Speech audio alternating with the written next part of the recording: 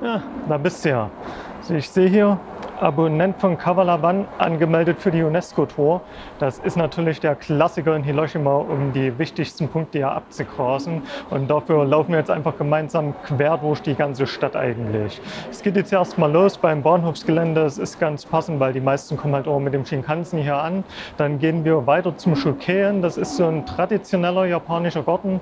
Von dort aus geht es dann Richtung Burg von Hiroshima, die auch für den Zweiten Weltkrieg sehr, sehr wichtig war. Und passend dazu kommt danach auch direkt der Friedenspark mit dem weltberühmten Atombombendenkmal. Dort dann kleine Pause einlegen, ein bisschen die Atmosphäre genießen, erst zum Abschluss Richtung Miyajima geht. Und da hast du nochmal so einen ganz besonderen Schrein und auch ein sehr, sehr bekanntes Tori. Dann möchte ich meinen, keine Zeit verlieren und wir machen direkt los hier.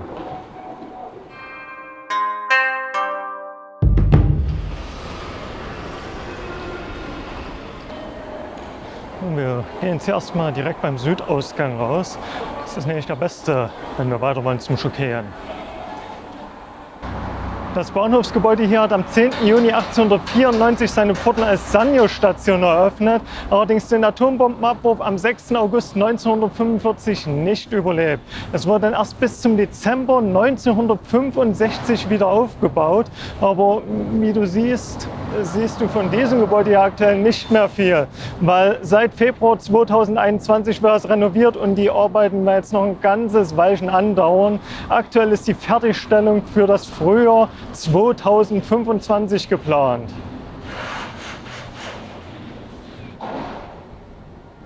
Und hier siehst du auch direkt schon eine der großen Besonderheiten von Japan, nämlich eines dieser Kapselhotels. Hier das Hiroshima no Oyado. In diesen Hotels hast du kein eigenes Zimmer, du schläfst wirklich bloß in einer bettgroßen Kapsel.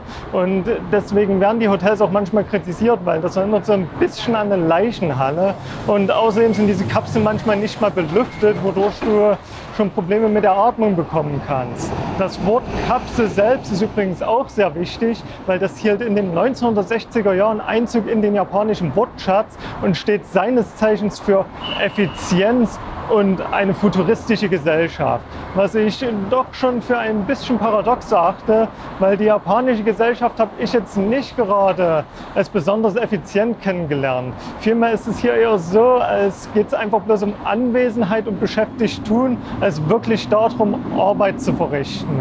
Aber ja, wer nutzt diese Hotels? Da die relativ günstig sind, du bezahlst doch pro Nacht etwa bloß zwischen 2000 und 4000 Yen, also so 18 bis 35 Euro, Pi mal Finger 3. Das ist natürlich gerade für Leute gut, die jetzt nie so viel Geld haben. Und deswegen wurden diese Hotels gerade in den 1990er Jahren wichtig, als Japan eine Rezession erlebte. Viele Leute wurden da arbeitslos oder haben irgendwie ihr Obdach verloren. Und dann sind die natürlich zu Scharen in solche Kapselhotels gegangen und haben sich dort monatelang eingenistet. Abseits dessen sind die aber auch für viele japanische Angestellte wichtig, die vielleicht viel zu lange auf Arbeit waren und deshalb den letzten Zug nach Hause nie mehr erwischt haben oder einfach zu betrunken sind, um noch den Weg zu finden oder irgendwelche anderen Gründe haben, jetzt nie nach Hause gehen zu wollen. Auch die gehen dann häufig einfach in so ein Kapselhotel, übernachten dort einfach für eine einzige Nacht und am nächsten Tag geht es zurück zur Arbeit. Diese Hotels sind im Übrigen auch wirklich eine komplett rein japanische Erfindung. Die wirst du mittlerweile zwar auch in anderen asiatischen Ländern und auch dem ein oder anderen europäischen finden. Allerdings entstand das erste wirklich im Jahr 1979 in Osaka. Aber wie du schon gemerkt hast, wenn du irgendwie Platzangst oder sowas hast, dann würde ich dir nie empfehlen, die zu besuchen. Die Auswirkungen der Atombombe siehst du in Hiroshima im Übrigen die ganze Zeit, selbst jetzt gerade. Weil dir ist vielleicht schon aufgefallen, dass die Straßen hier doch relativ breit sind. Das liegt natürlich daran, dass die Atombombe hier alles zerstört hatte. Hier stand so gut wie überhaupt nichts mehr. Und danach konnte man beim Wiederaufbau natürlich die moderne Technik mit in Betracht ziehen und sich danach richten. Also breitere Straßen für die Autos. In den anderen Großstädten von Japan wirst du sowas normalerweise nie sehen. Gerade wenn du jetzt irgendwie an Tokio oder Osaka denkst. Da ist alles wirklich sehr eng gebaut und du hast zum Teil wirklich Probleme, dich irgendwie durch die Straßen winden zu können bei dem ganzen Verkehr. Hiroshima ist auch eine sehr hübsche Stadt, wie ich finde. Gerade weil du hier nicht bloß die Innenstadt hast, wo natürlich alles zugebaut ist mit Gebäuden, sondern auch immer am Horizont so ein bisschen die grünen Berge siehst und auch in der Stadt selbst häufig mal so ein paar kleine grüne Fleckchen hast, auch irgendwie am Fluss entlang oder so. In Tokio oder so ist da meistens nämlich auch alles zugebaut. Deshalb würde ich dir wirklich empfehlen, wenn du die UNESCO-Ziele hier alle gesehen hast, die du sehen willst, nimm dir noch ein bisschen mehr Zeit und guck dir auch so den Rest der Stadt an. Das lohnt sich wirklich.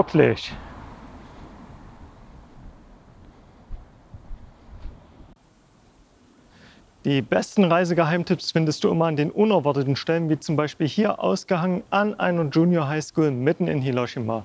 Die Schüler haben hier die Aufgabe bekommen, Touristen einfach mal ihre Stadt vorzustellen und entsprechend findest du hier wirklich sehr gute Geheimtipps. Das geht zum Beispiel los hier mit einem Artikel über Onomichi, eine Stadt, die ist noch in der Präfektur Hiroshima. Dort kannst du wirklich sehr gutes Okonomiyaki essen. Dann geht das weiter mit Restaurant-Geheimtipps. So findest du Läden, die hättest du vielleicht sonst nie gefunden. Und natürlich siehst du hier auch Pokémon, weil du hast dir das vielleicht schon gedacht, aber Pokémon ist auch in Japan durchaus beliebt. Das geht sogar so weit, dass zum Beispiel auf der Hochzeit meiner Schwägerin kleine Pokémon-Puppen ausgestellt wurden, die dem Anlass entsprechend gekleidet waren.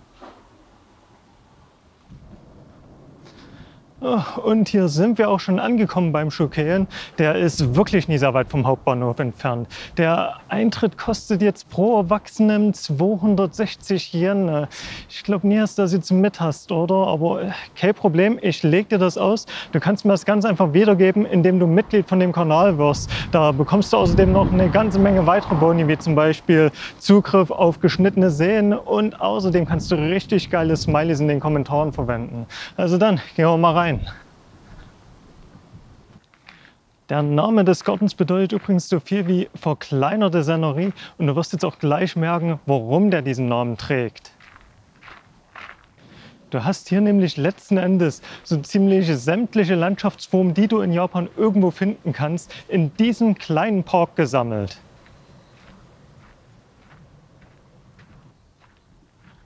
Ein Spaziergang durch den Shukeien gleicht damit ehrlich gesagt einer Rundreise durch ganz Japan. Das sieht ja auch nicht einfach bloß alles sehr traditionell aus. Das ist wirklich traditionell, weil die Anlage hier entstand in etwa im Jahr 1620. Das Highlight ist hier ganz klar dieser riesige Teich, den du hier im Zentrum hast. Dort siehst du auch manchmal, wie jetzt gerade die Fische aus dem Wasser emporspringen, weil sie sich einfach was zu futtern holen wollen. Aber das ist wirklich eine wundervoll, schön traditionell japanische Atmosphäre hier. Und da sind auch überall solche kleinen Pavillons aufgestellt, von denen aus du diese Atmosphäre richtig gut auf dich einwirken lassen kannst.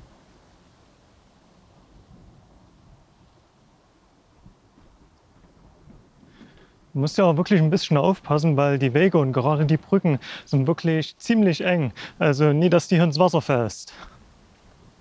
Nach dem Wald mit Flüssen und Brücken, das ist jetzt auch eine Bergbesteigung. Und puh, Junge, die ist richtig anstrengend hier.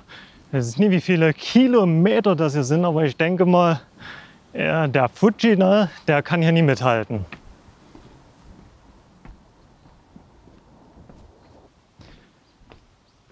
Und hier bin ich jetzt sozusagen am Strand angekommen. Leider habe ich meine Badesachen vergessen. Aber dafür leisten mir jetzt hier die Schildkrötengesellschaft. Hi.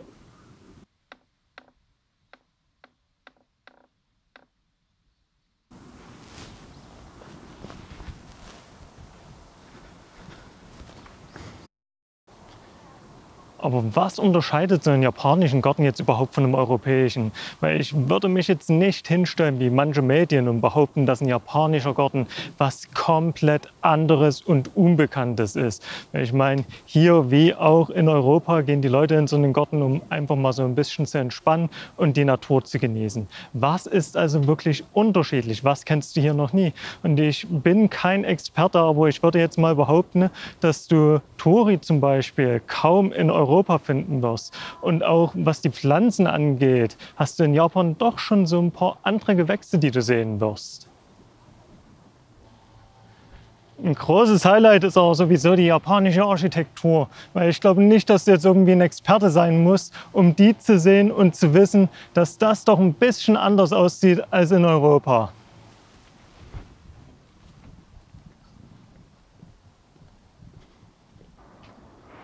Auch Bambuswälder wie den da hinten kannst du wahrscheinlich ja nicht aus den heimischen Gefilden, wenn du aus dem Raum Deutschland, Österreich und der Schweiz kommst. Was dir vielleicht eher ein Begriff ist, sind Kräutergärten. Man hat nämlich Dokumente gefunden, die belegen, dass man hier in diesem Garten bereits im Jahr 1663 Kräuter für Notfälle angepflanzt hat. Das bedeutet, dass der Herrscher vorhatte, hier seinen eigenen Vorrat an medizinischen Kräutern anzulegen. Und das ist doch auch was dir bereits allseits bekannt sein dürfte. Herrscher, die allen voran erstmal an sich selbst denken, anstatt an das Volk.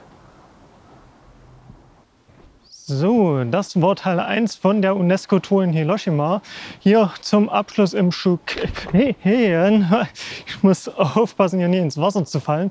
Beim nächsten Mal geht es weiter in der Burg von Hiroshima. Damit du das Video nie verpasst, auf jeden Fall den Kanal abonnieren und hinterlass auch einen Like. Dann sehen noch viel mehr Leute dieses Video hier. Sobald der nächste Teil draußen ist, werde ich den auch hier an der rechten Seite jetzt gleich verlinken. Und ich bedanke mich damit wie immer fürs Zuschauen und sage ciao und bis zum nächsten Mal.